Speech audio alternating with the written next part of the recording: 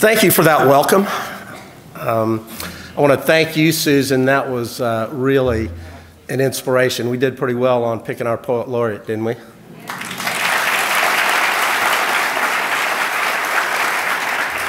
And thank you, Trey. I was hiding in the back, so I did get to hear that. And I think I could just stop here. That was a pretty good State of the City address. I don't know that I can live up to those expectations now.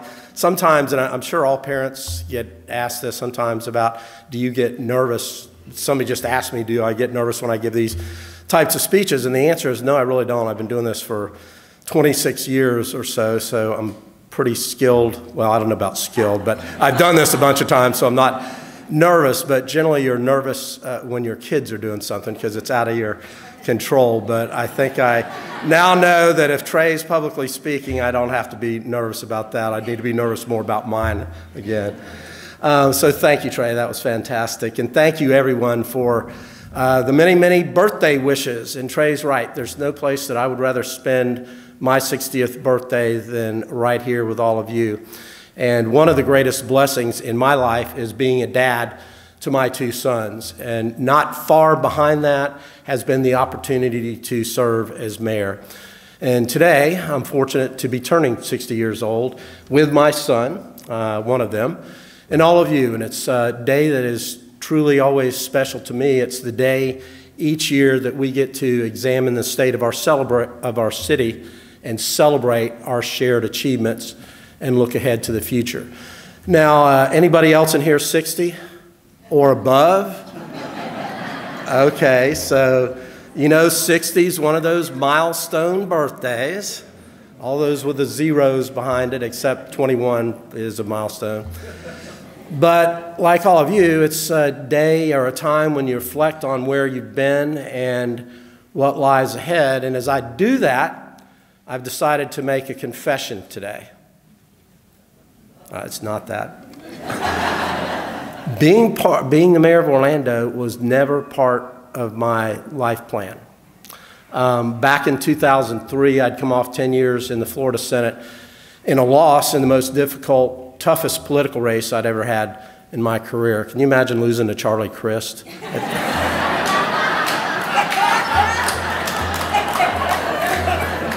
So I had planned to be Florida's Attorney General, but it simply wasn't to be. But I have to tell you, losing that race ended up being one of the very best things that's ever happened to me because it gave me an opportunity to run for mayor. And I had represented most of Orlando, probably about 90% of it, as a member of the Senate.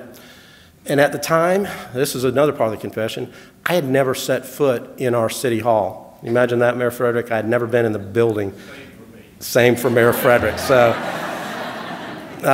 if we ever have an opening for mayor again, you might choose to ask that question then. But I loved our community, and I believe that new partnerships across ideological and political and jurisdictional lines could be what we needed, is what we needed to take us into the future. And I was encouraged by a lot of incredible people, a lot of community partners, and I took a chance and we pledged to work together to make Orlando the best place anywhere to live, work, and raise a family. And 16 years later, I can't imagine being anywhere else. And 16 years later, I woke up like today, every single day, excited about our city and excited about working toward a better future with each and every one of you. And 16 years later, I can tell you that being mayor of Orlando is the best job in the entire world.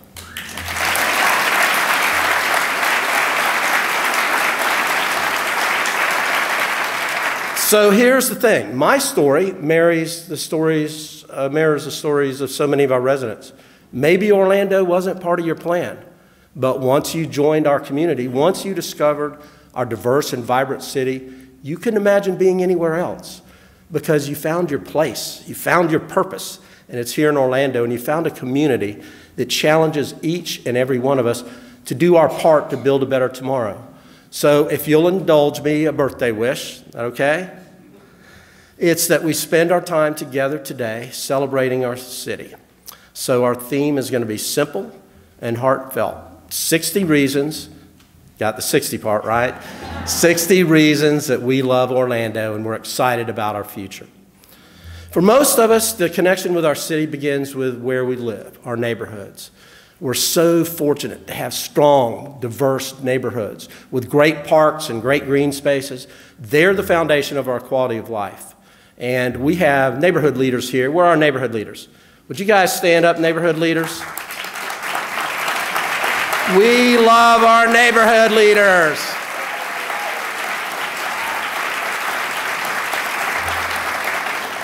And we thank you for what you do every single day to help make our neighborhoods thrive. Because I can tell you, being president of a neighborhood association, that may be a thankless job if there was ever a thankless job. But know that we deeply appreciate what you do for our great neighborhoods. And we're in the middle of a major effort to make our great neighborhoods even better. This includes our mayor's matching grants and a lot of individual projects that add up to one big love letter to our neighborhoods.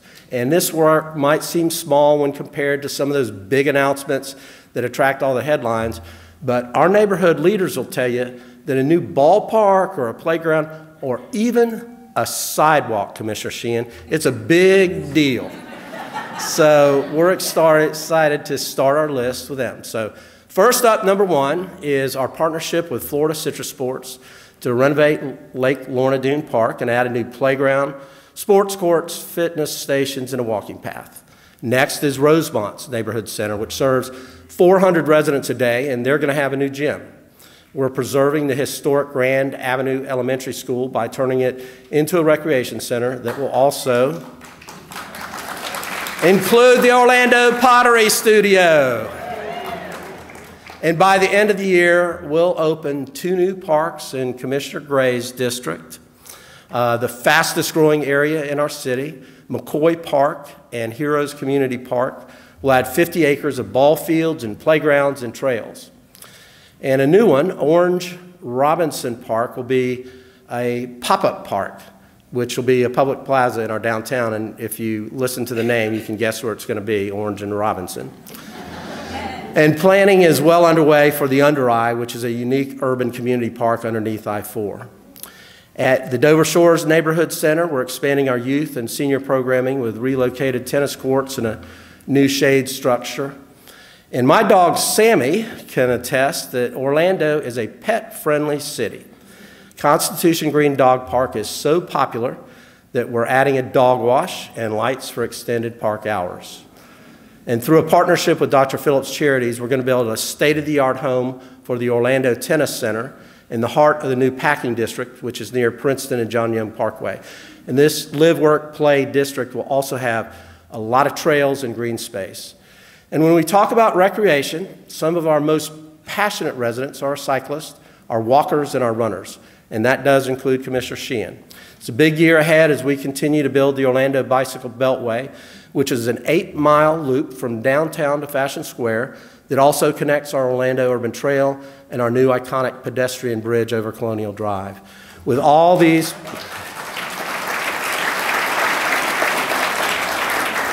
this next one was actually the applause line, so if you'll add, all these projects add up to an $80 million investment in our neighborhood infrastructure.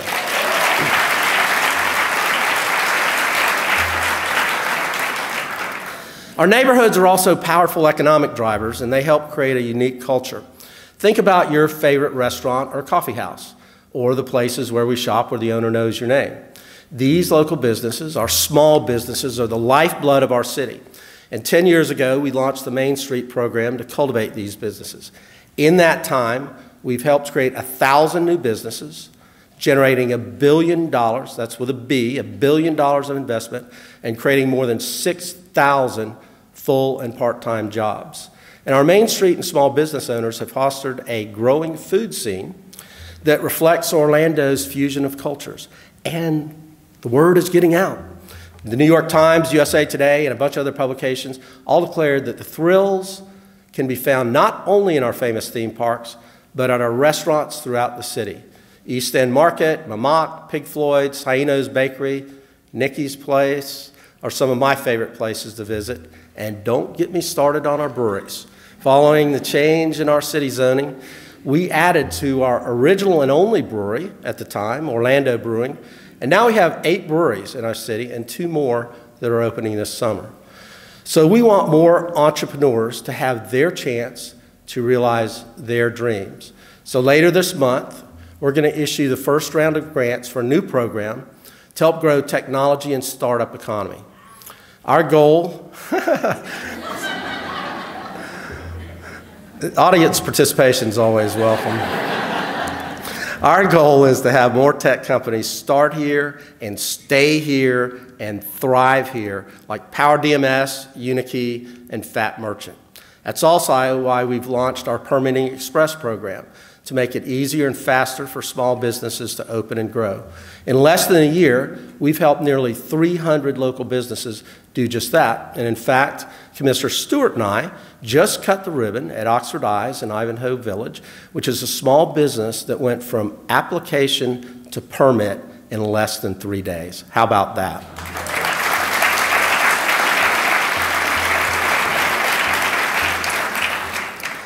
Okay, if you're counting, that's 13. So we're going to keep going. Orlando is consistently recognized as one of the best places in America to start or own a business. And we want to expand that pro-business environment even more. And that includes everybody, from our youngest entrepreneurs, like the Paramore Kids Zone students who run Black Bee Honey, to our more established companies like Orlando Health that turns 100 this year. And by the way, that's where I was born 60 years ago today.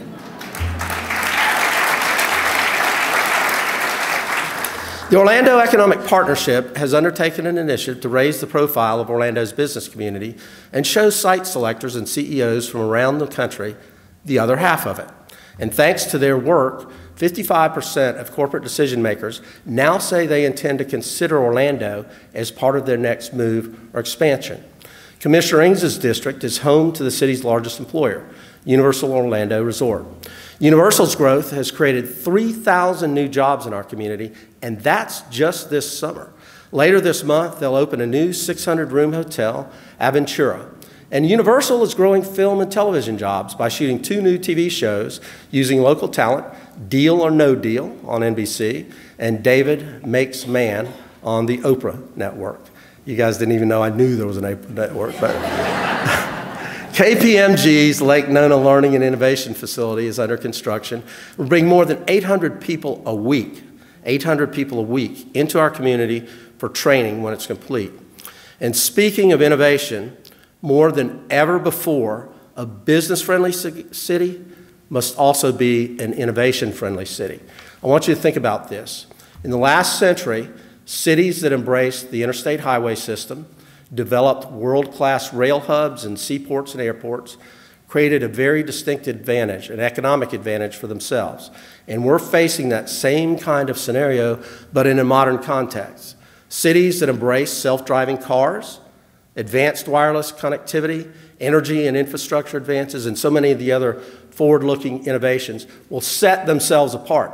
Cities that don't, they'll be left behind. And that's why we're developing a smart city roadmap to ensure that Orlando is a place where these types of innovations are tested and deployed, and where our residents and businesses can benefit from early exposure and adoption.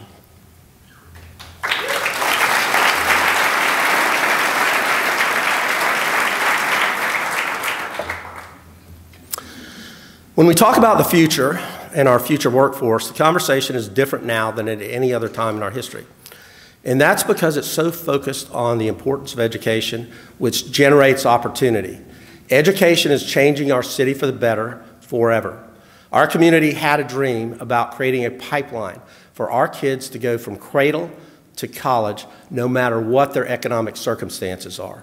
As a city, we deliberately shifted the focus of our youth programming from athletics to academics with the goal of expanding opportunity for our most vulnerable young people. And the results are nothing short of amazing. Over the last 3 years, 200 graduates of our youth programming have started college.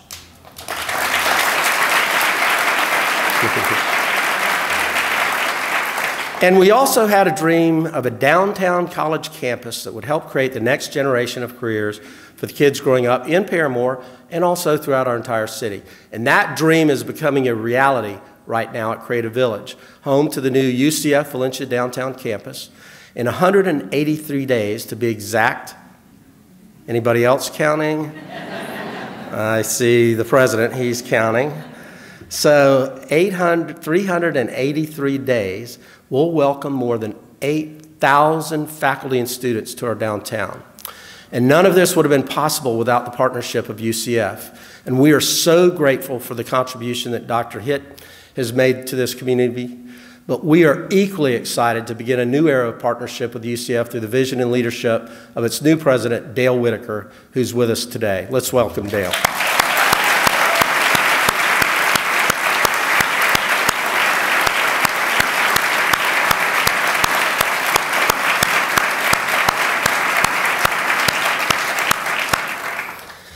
Equally important is our partnership with Dr. Schugert and Valencia College, who will bring the Walt Disney School for Culinary Arts and Hospitality to downtown. Valencia is also responding to the region's demand for more sustainable jobs by pioneering Central Florida's first energy management degree program, a true green degree. How about that? So speaking of green, we're growing our reputation as the greenest city in the Southeast United States. We effectively run City Hall, all 17 of our fire stations, and our police headquarters on solar power. That's pretty cool, right? And now with the opening of OUC's new solar farm, more of our residents can power their homes with solar too. And we're working with more than 750 of our largest building owners to reduce the energy output from those buildings. We have a new partnership with Siemens that will allow us to analyze our data and leverage energy, transportation, and building technology to help us plan for our growth, reduce our carbon footprint, and create jobs. And over at the Amway Center, they have joined our food waste recycling program, and with their help, we're on track to turn 2.5 million pounds of food waste into energy just this year.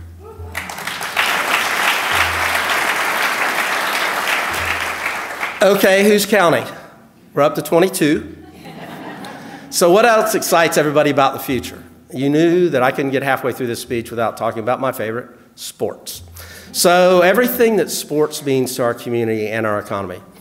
The new home for Orlando City and the Orlando Pride, international matches at Camping World Stadium, and being in the running for the 2026 World Cup games, which I think we have a really good chance of being one of the host cities. But Orlando has quickly become the soccer capital of the South. UCF will defend its national championship this fall. Charge on. And, all right. See, that's spontaneous audience participation. We've got a new professional football team with a coach you might have heard of, Steve Spurrier. Go Gators. And Spurrier's not even here with his jersey, is he? We've got the Florida Classic and one of the premier college bowl schedules. And I'm really excited about the Magic's young talent. They're going to have a good year this year. And our Solar Bears are coming off a playoff season. In partnership with Central Florida Sports Commission, we'll host the Special Olympics USA Summer Games in 2022. We are the new home of American tennis with Lake Nona's USTA National Headquarters. They had projections on how many events they are going to have, and they've had like tenfold the number they thought they were going to have. It's pretty cool. We're also home to so many renowned golf courses, including our city's own Dubstrat and, of course, the Golf Channel. The NFL Pro Bowl is back for a third year. We're the new home for the Dan Patrick School of Sportscasting at Full Sail University. And one that some of you might know about, we're home to the WWE Performance Center, where all the superstars are born. The power of athletics isn't just providing our residents with world-class sports and entertainment options. It's also generating millions of dollars for our economy and creating thousands of jobs. So, what else do we love about Orlando? How about the love we show for one another? The commitment to equality, to making Orlando a place where everybody is treated equally and everyone is welcome.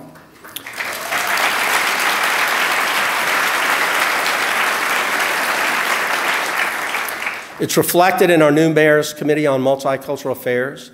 It's reflected in the adoption of the Trust Act with the leadership of Commissioner Ortiz. Thank you, Commissioner.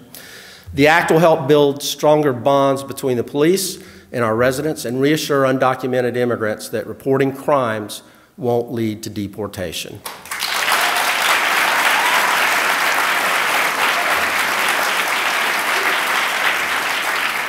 It's reflected in our first multi-stall, all-user restroom in a government building in Florida, soon to be open at Orlando City Hall, and that will increase accessibility for transgender people and those with disabilities. And more than anything, our commitment is reflected in the way we treat one another, the way our city continues to support OPD Officer Kevin Valencia after he was seriously wounded in the line of duty, the incredible work that the One Pulse Foundation and the Orlando United Assistance Center are doing to continue to support the survivors and families of the victims of the Pulse tragedy, the new One Orlando Alliance that's working to unify and empower our LGBTQ+ organizations, and the work of the Holocaust Center, which helps to eliminate bullying in our schools. And we're looking forward to welcoming their new world-class Museum for Hope and Humanity to downtown.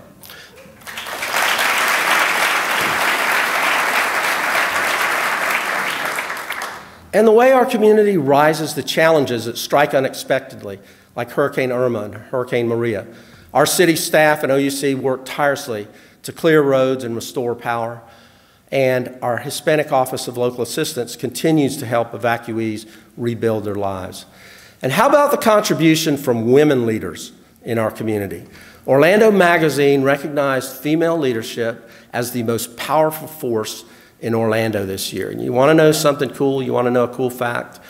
Women make up 2/3 of the leadership of the mayor's office.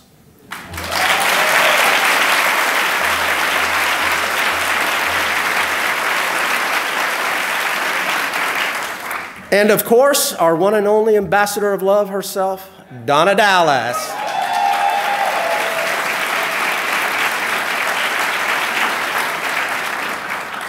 What else could we celebrate today? How about our growing arts and culture scene and our philanthropic leaders? Harriet Lake embodied both.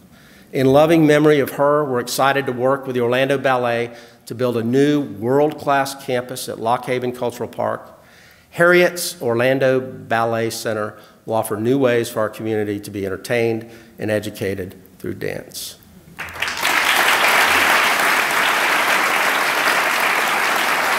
And with the leadership of Michael Manello, we're expanding the Manello Museum of American Art to include more space for classes and ensure our residents have access to world-class traveling exhibits. Thank you, Michael. And through a legacy gift from Ford Keeney, we're making the Rogers Keeney Building, one of the most historic Victorian-style structures in Central Florida, into a permanent cultural facility, home for the Downtown Arts District. Thank you, Ford.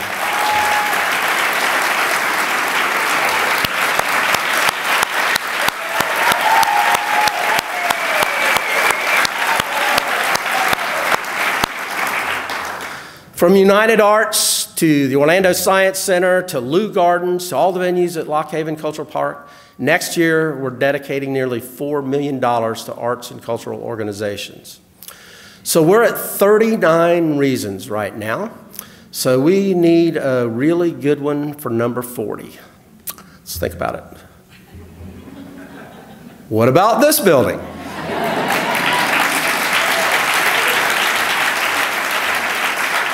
Our Dr. Phillips Center, seeing the construction of Steinmetz Hall in Phase 2 is the realization of a shared dream of our community that it's had for many, many decades. And that's a credit to everybody in this room, everybody who closed their eyes and dreamed nearly 20 years ago that Orlando could become a true arts and cultural destination.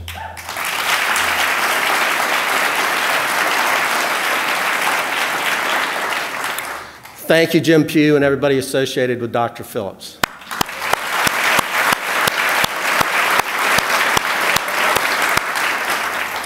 So it's really wonderful to see all the love and excitement that we have for Orlando. But loving our city isn't just about the fun stuff. It's about working together to solve problems. And that's what we collectively do best. Homelessness has been a challenge for our region for decades. And we've made meaningful progress with our regional partners in Orange and Osceola and Seminole counties through our Housing First approach to help place 339 chronically homeless individuals and veterans into permanent supportive housing. And today, 96% remain housed in the housing that we put them in. And we've been recognized by the VA for achieving functional zero on chronically homeless veterans. But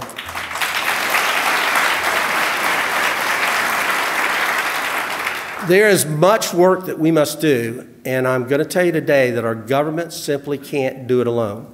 The positive changes that we've seen are a direct result of private investment from the business community, including $6 million from Florida Hospital. And that's why with the Central Florida Commission on Homelessness, we're calling on other businesses and faith leaders to join the effort.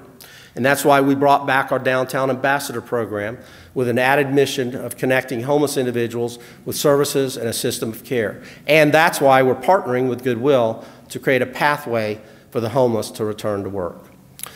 Number 43 on our list is making sure that everyone who wants to live in Orlando has access to safe, affordable housing. This issue is important, maybe one of the very most important. So we've added 2 city positions to focus exclusively on developing new policies and partnerships to help spur investment to create more housing options or bring rehabilitated housing online. And we're also dedicating $1 million in this year's budget for affordable housing initiatives. We've partnered with the Central Florida Foundation to establish a land trust in Commissioner Hill's district that will help boost the amount of housing the West Side residents can buy or rent, and to make sure that they're not priced out of their neighborhoods. This work is on top of our $15 million investment to acquire and rehabilitate foreclosed properties and turn them into more than 600 affordable units through our partnerships with Ability Housing and Lift Orlando. And we're working hand in hand with faith leaders like Bishop Wiggins and the Hope Church as they buy and rehabilitate residential and commercial properties to provide more affordable housing. And a great example of this, we cut the ribbon on the Hope Church's New Horizons project, was once a blighted apartment complex, boarded up, and now it's a model of not only affordable but sustainable housing on the West Side.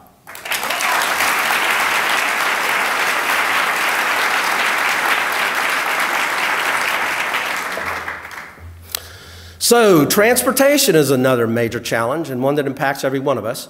And that's why we're so focused on expanding transit options across our region and making sure Orlando is front and center when it comes to the deployment and development of cutting-edge transit technology. Just last week, Sunrail opened its 17-mile southern expansion, connecting Orlando with Kissimmee and other communities in southern Orange and Osceola County. And we talk so much about the trains, but it's really about the riders.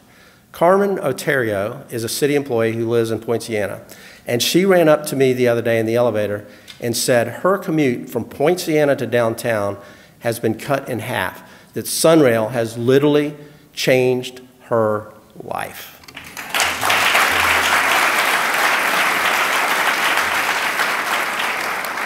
We've been designated as an autonomous vehicle proving ground to help ensure that our community is one of the first to see the benefits of this technology, and so that the industries that support AVs will grow here. Our airport expansion is underway. OIA's new multimodal center is already open, and it is beautiful. And tip from the mayor, you can park there and remotely check your baggage, and you can park cheaper and get in quicker. So if you got nothing else out of this, there was your tip for the day. And with less than 2 years, we're less than 2 years away from opening the new terminal that'll ease congestion at the airport and bring our residents a bright line connection to South Florida. And when that happens, OIA will be the only airport in America with an intra-city rail hub connected directly to the airport.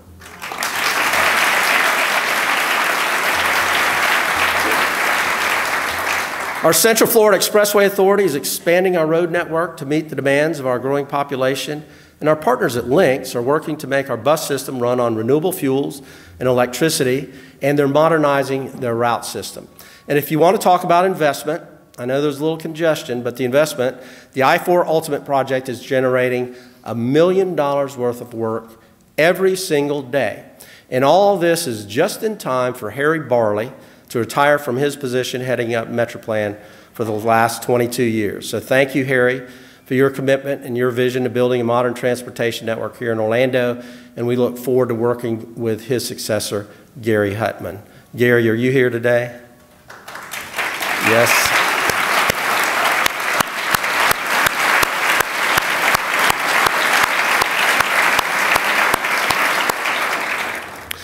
As we continue to focus on challenges, there's no more important challenge than keeping our city safe.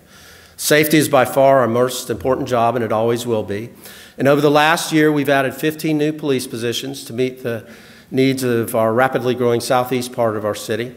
We've secured grant funding to add 15 new downtown bike officers to help keep our urban core safe as we host more events and prepare to bring those 8,000 staff and students to the UCF Valencia campus. In the year ahead, we're putting 10 new officers on the streets, and we're adding 15 new school resource officers to ensure that every public school in our city is protected by an OPD officer.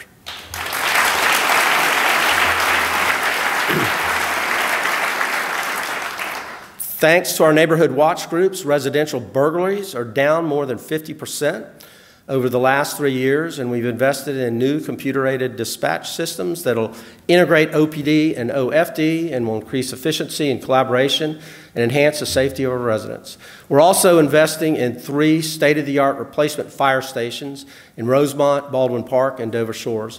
And recently, 12 new firefighters and a new tower rescue truck began serving the southeast part of our city.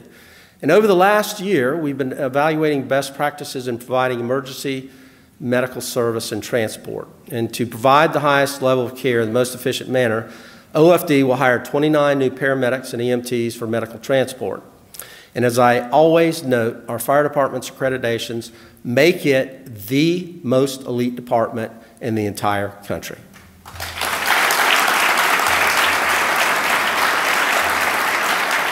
Okay, we're getting pretty close to 60, so we're at reason number 59. And can I tell you what I love and what I hope our residents and businesses love and appreciate? That's the work our city government does to provide the best municipal services in the state while we continue to grow at a record pace, all while keeping our taxes low.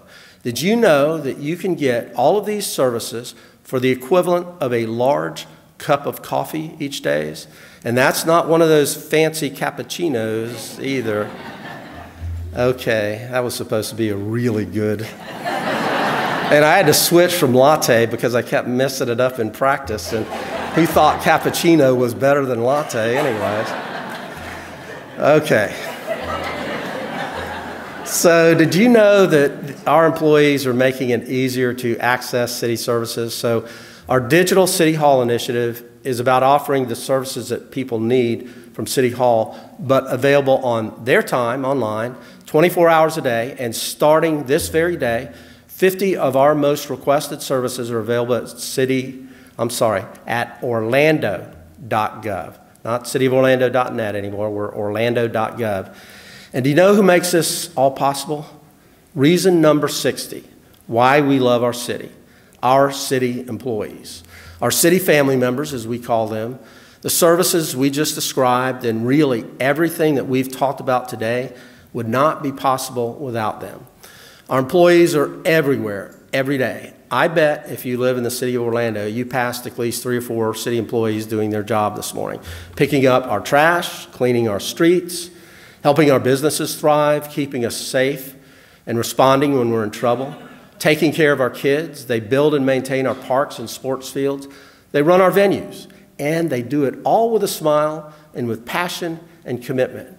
And our employees don't always get the recognition that they deserve. So I want them all to hear it from their mayor today in this forum. Thank you. Thank you for everything that you do. It's a privilege to work with you every day as we serve our residents. Please, everyone, join me in saying thank you to our city family.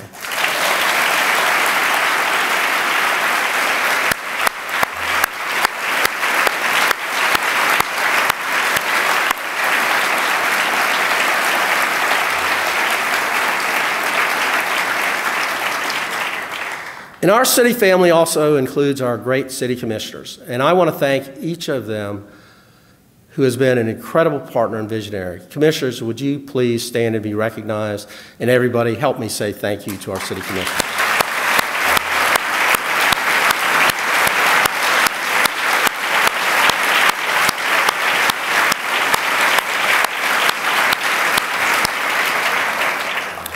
Okay, that's our list. We promised you 60 reasons, and we delivered 60 reasons. But if we've learned anything from today's political climate, it's that you're allowed to be a little flexible when it comes to the facts. Especially when you're giving a speech. That's the only political thing in this whole speech. So that was a great list, right? But we haven't talked about all the quirky or special stuff that gives our city character. You okay if we go beyond 60? Have a little fun? All right, what else do we love about Orlando? How about art everywhere, including traffic boxes and storm drains? Our Sea Art Orlando sculptures, Jennifer Quigley and crew. Murals across our city. Our cultural festivals like the Creative City Project, Immerse, the Fringe Festival, our Lunar New Year Dragon Parade, Arab Fest at Lake Eola, our annual parades for Veterans Day, MLK, Come Out with Pride, and of course our Puerto Rican Parade and Caribbean Fest. And our city's history with Greenwood Cemetery's Moonlight History Tour. You been with Don on that, anybody? I recommend it. Our Wells Built Museum. And what about Jones High School's Choir and Wind Ensemble performing at Carnegie Hall? We celebrated our first iftar dinner at City Hall during Ramadan this year. Our Orlando Wetlands Park for all the birders, the Shuffleboard Club at Beardall Center, the legacy and leadership of our former mayors like Mayor Frederick and Mayor Crotty who are with us today, and all our elected officials. Would all of you stand to be recognized, please?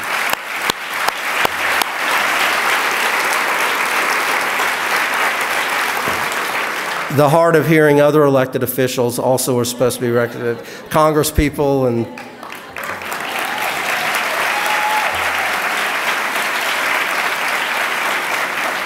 dedicated volunteers, including those who are on our Council of Clergy, our Veterans Advisory Board, and all of our city boards, and our new designation just this week as a Purple Heart City.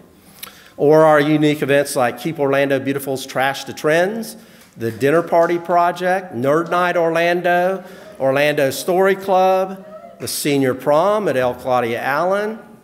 What about some of our most famous residents? That's right, our Swans, we hadn't mentioned them.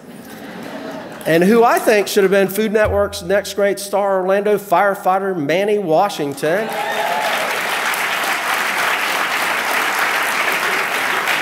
All right, and everybody knows and loves them, but what about our world-class theme parks and hospitality industry?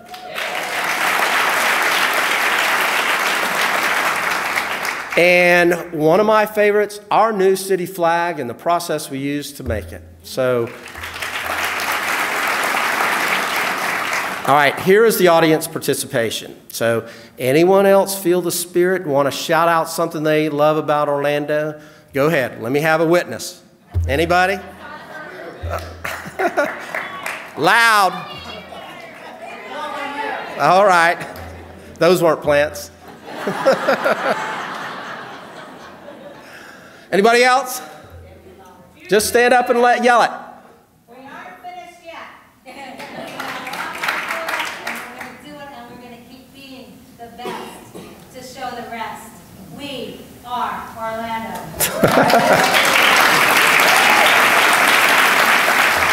All right, big applause for all of that.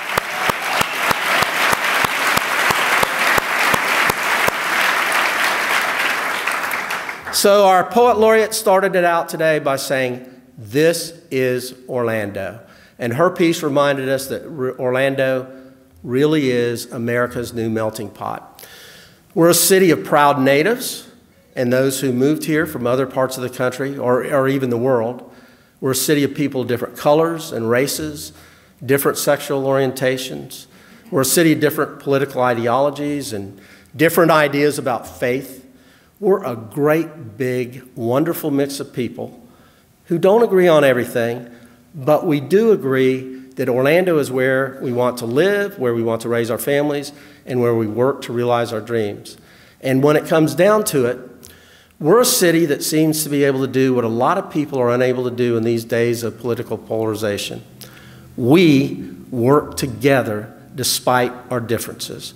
And for this reason, the state of our city is strong.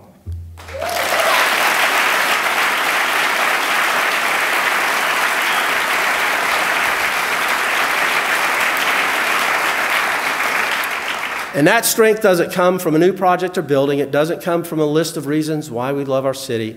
That strength comes from all of you, our residents. And I thank you for being with us this morning. Thank you for all of your love and commitment to our city. God bless America, and God bless Orlando. Thank you.